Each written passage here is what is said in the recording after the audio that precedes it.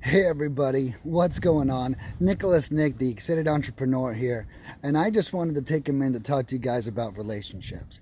I don't necessarily mean the ones from girlfriends to boyfriends but all relationships. They're all really the same thing.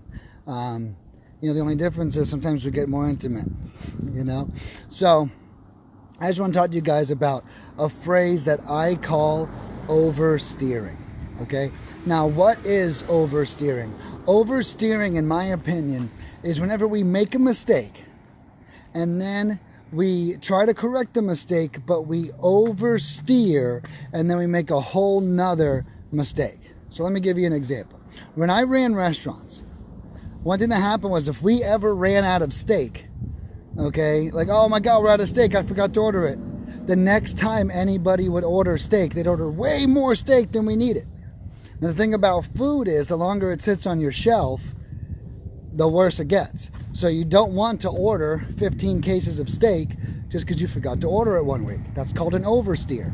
We're trying to correct the problem, but you can't really go back, so we end up overcompensating moving forward. Oversteering. How many times have you almost get into an accident, and because of the way you responded to that accident, you almost got into another one? It's the exact same thing. So what happens is we do this in relationships.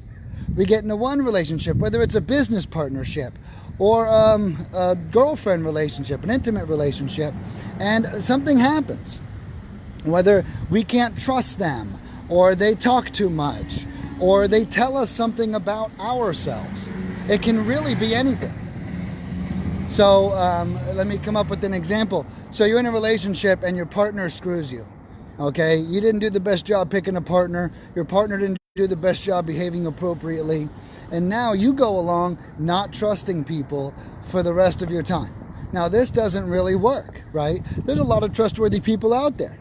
You're oversteering that mistake. It's okay. You got to own it. Pay attention to early warning signs and move on. Not take this solution that you think you've created and apply it to the new relationship.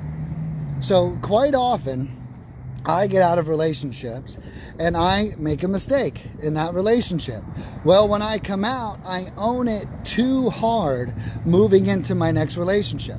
So, for example, I was in one relationship and I thought that I quit too early. I was like, I quit this relationship too early.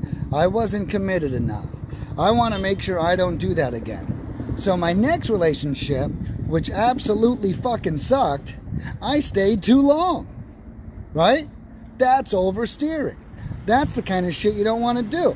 I took the effects of my last relationship and I applied it to this new one. The new one is a totally different dynamic. One thing Einstein says is you cannot solve a problem using the same level of thinking you had when that problem was created. And that's exactly what happens.